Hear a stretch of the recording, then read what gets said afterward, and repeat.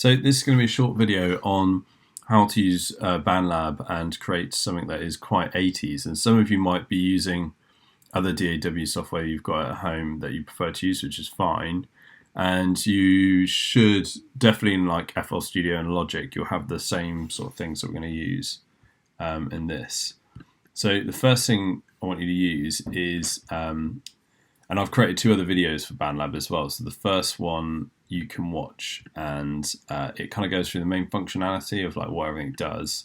The second video is much more about how to actually create a track from a musical point of view in it. So this is much more geared towards the 80s decade and creating something that sounds quite 80s. So I'll just play this through and then we'll talk about what elements I want you to kind of copy and do.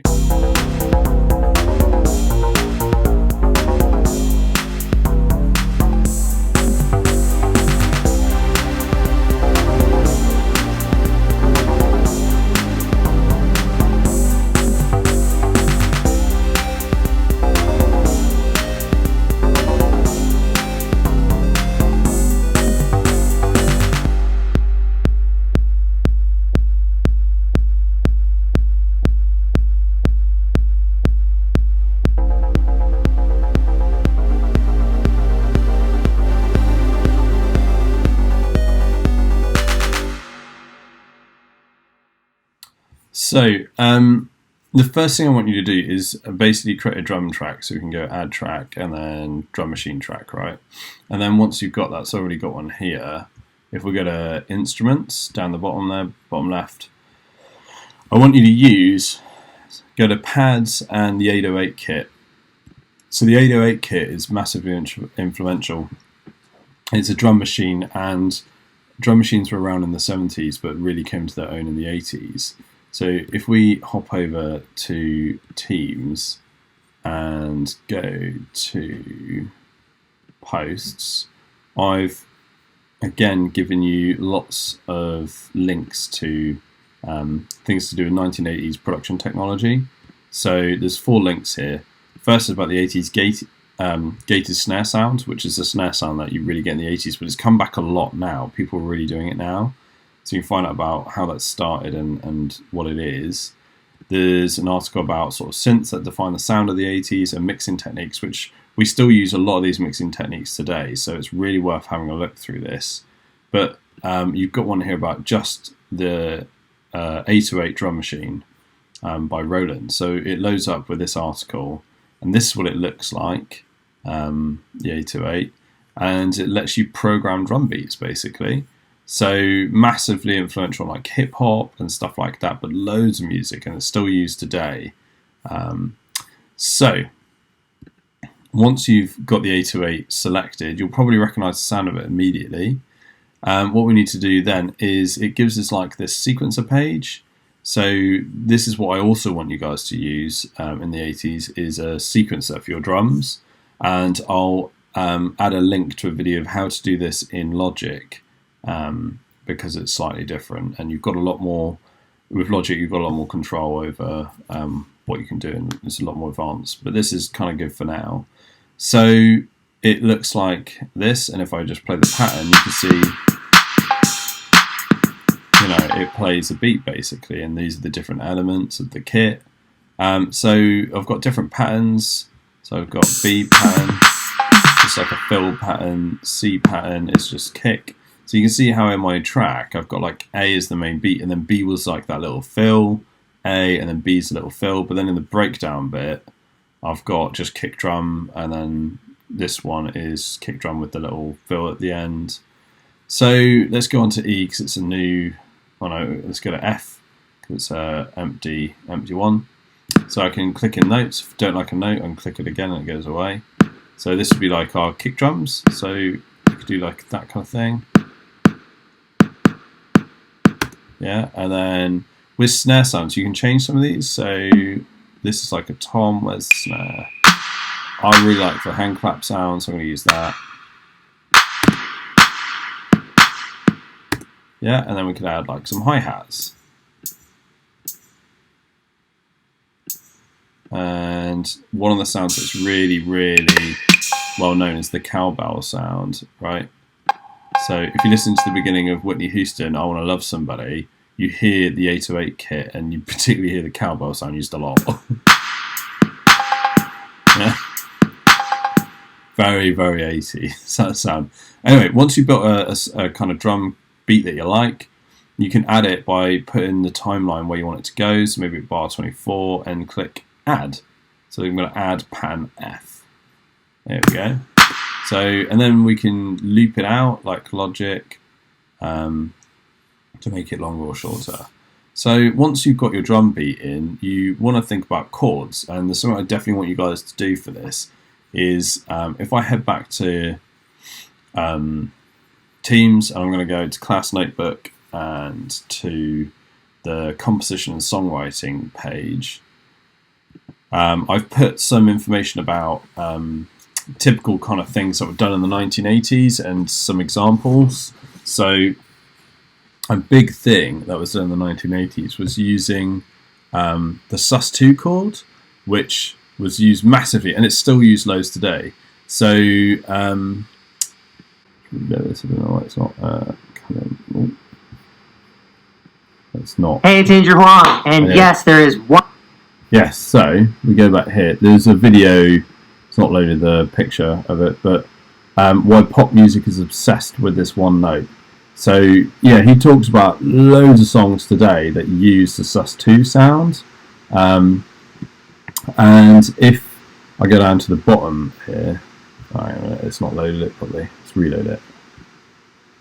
There we go. So yeah, there's the video. Watch it. I'd say it's really, really interesting, and there's so many examples.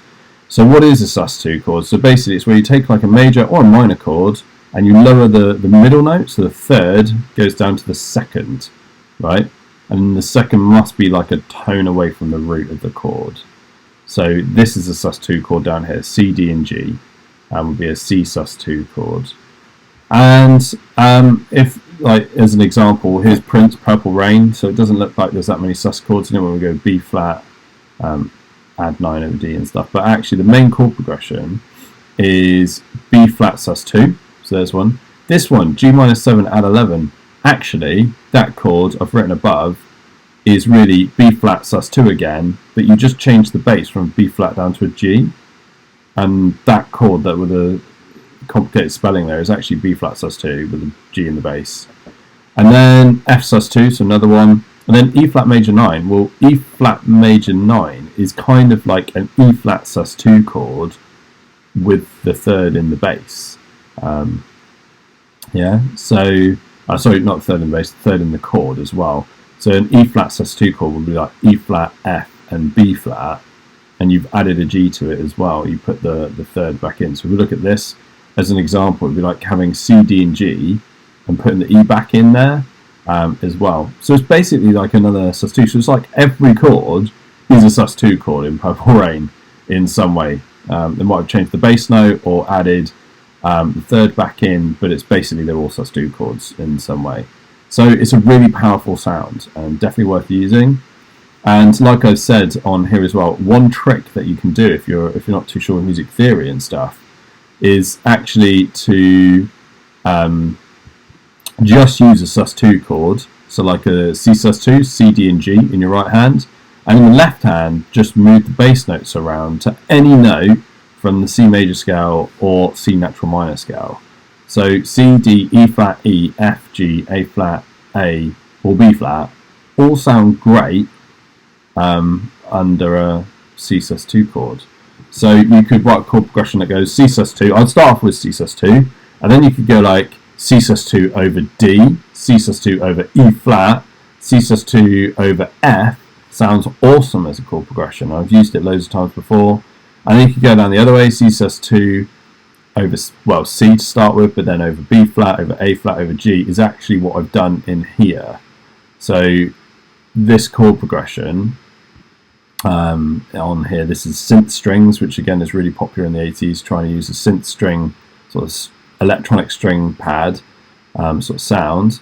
If I open it up and show you what it does, right, it's got C sus2, so I've got C, D, oh, don't want to change it, G, and then I put in a C octave at the top again, right? But basically got C, D, and G, and you can see the bass line. So this chord, can you see, stays the same?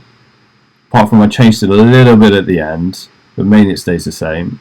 But the bass line changes, so it starts off with C, so this is C sus2, but then it goes to a B flat, and then an A flat, and then a G. So you could try this. You could do C sus2 and then just move the bass line around until you find something that you think sounds good. It sounds a bit like this.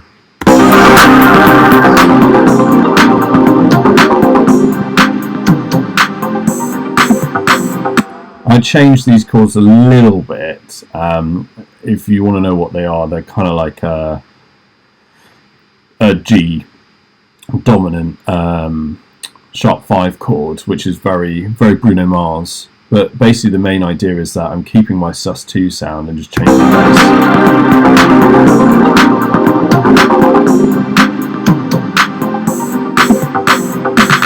So what I want you to do is, once you've got your drum beat, is get a synth pad sort of sound with strings. So it should sound like electronic-like. So if I go to synth pads and then I've gone to like a string pad, very 80s sort of sound, and then try and create a chord progression that uses like a sus2 chord, like C sus2, and you just move the bass around and, you know, use the notes in here, but they won't all sound good. Like going E flat to E won't sound that good because it's switching between major and minor keys, but just play around until you find something you like. And then once you've created that, you want a bass line, right? So if you look at my bass part here,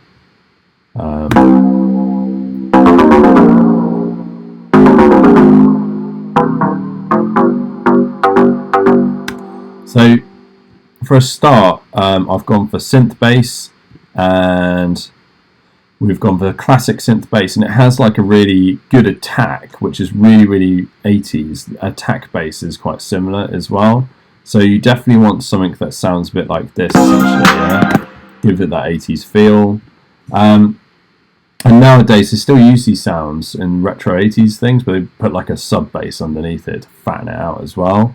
But if I show you the bass line, right, so there's a lot of syncopation where I've got like a long note, and then do you see before beat 4 I'm coming in with a 5-note pattern just before it to land on bar 2, yeah? So it's got syncopation, right? And then we're just going down with the root notes. So we've got C, B flat, just like our chord progression, A flat, right? And then we come back up to the G. And then I'm using octaves on the G. Do you see octaves here? Jumping. Really, really common in 80s bass lines have jumping octaves, right? And one thing we could do to this to make it more 80s is I'll show you a really common pattern for jumping basses. So it's to have like long, and then like 2 shorts an octave up. Right, so we've got that kind of thing. And I'm going to put this all the octave down in a minute. And then get rid of one. So you got like short notes, you can see it. So you've got long, quick, quick, long, quick, quick, right? And starting with the long down, and then let's put this the octave down, and hopefully you'll get the idea of the 80s sound. Yeah, and if we do the same thing here, do this.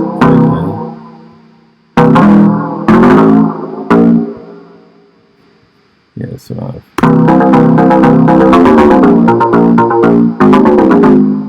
yeah, so I mean that's even more 80s. I didn't really think it fitted with my track, but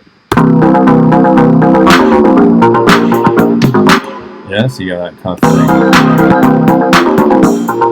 thing. Really, really 80s, that sort of bass line, right? So try doing that in yours. Just follow the root notes of your chord progressions. Come up with like C sus2 and move the bass around underneath that chord, and then make sure this is obviously playing those bass notes you're moving around. And try doing octaves with this kind of long, quick, quick, long, quick, quick, long, quick, quick sort of thing. It will sound super 80s if you do that. Maybe some little fast digger digger into kind of the next bar.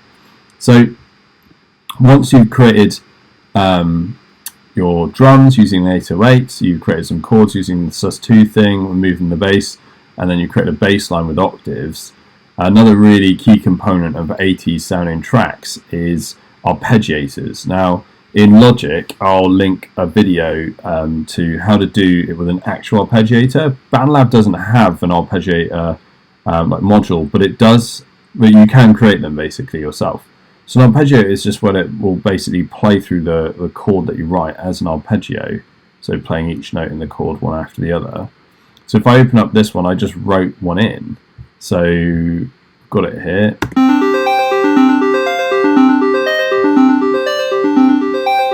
Again, it helps if you have something quite fast to tackle, plucky sort of sounding for this. And then basically you can see the notes in it are C, D, G, C, and then G. So they're just the notes of the C sus2 chord. And what I did is I just came down in the scale on the top line. So you can see it comes down from G, F, E flat, so I'm kind of in a minor key, and to D. But the other notes don't change, they're just C sus2 chord.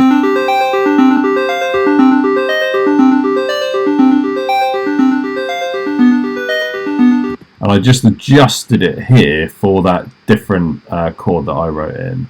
Right, so when you bring this in with the track,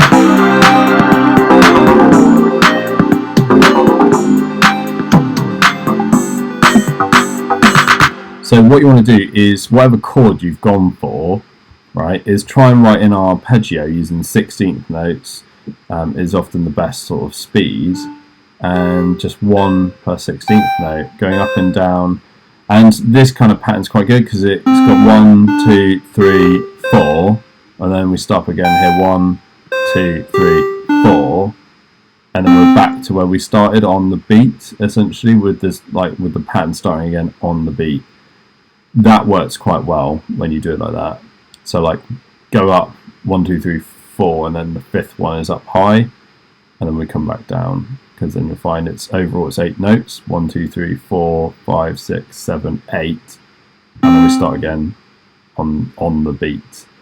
So try and create an arpeggio sort of thing. And in Logic, some people don't use the arpeggiator unit, they actually write them in just like this, so you have more control. Like I can change the notes really easily, essentially.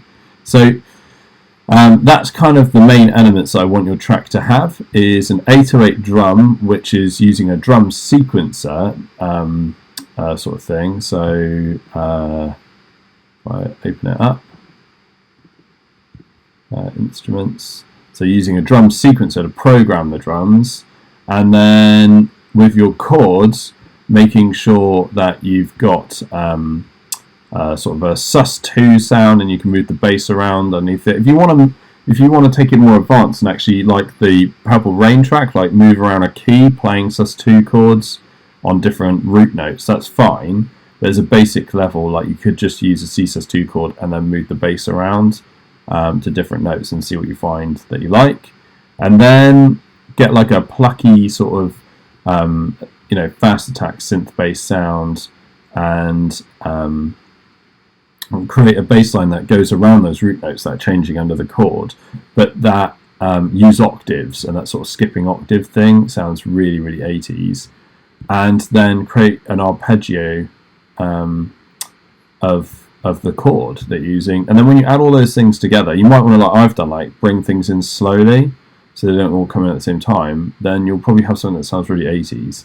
And then if you want to have a bit of fun after that, what I've done down here is I've found, by going to the loop library, I had a look through here and found, so I just searched for like 80s, and there's loads of stuff in here that I found in different libraries that I could kind of put into my project. So a lot of this stuff down here that looks like audio, it's all things I found in the loop library and added to the track, essentially. So you get this nice little thing at the beginning. Yeah, so you get that. There's like again, this is like an arpeggiated thing. And then you have big reverb toms, which again is quite 80s. Yeah, and I've got a little riser sort of thing here, which you might want to add. It's quite quiet in the mix, so I'll turn it out. So it kind of brings into the next section and stuff.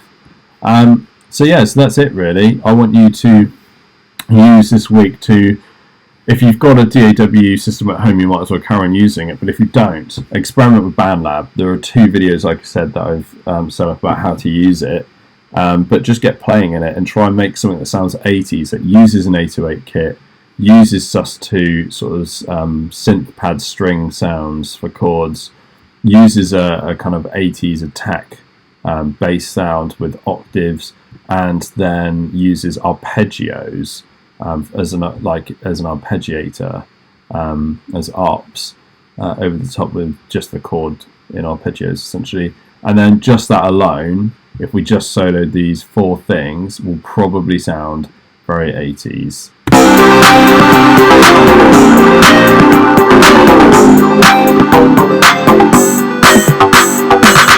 And once you've got that, what you might want to do is on the drums, for instance, I went down to effects down here as a little extension task, and I've added some studio reverb, and you could try adding different effects to it, like compression would be a good thing to add,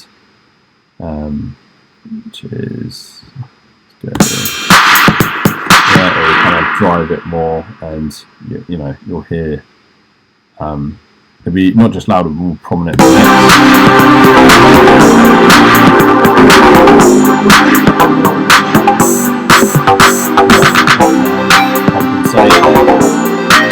So yeah, so give it a go. Try and come up with your own 80s track in BandLab or another DAW if you actually have access to one at home.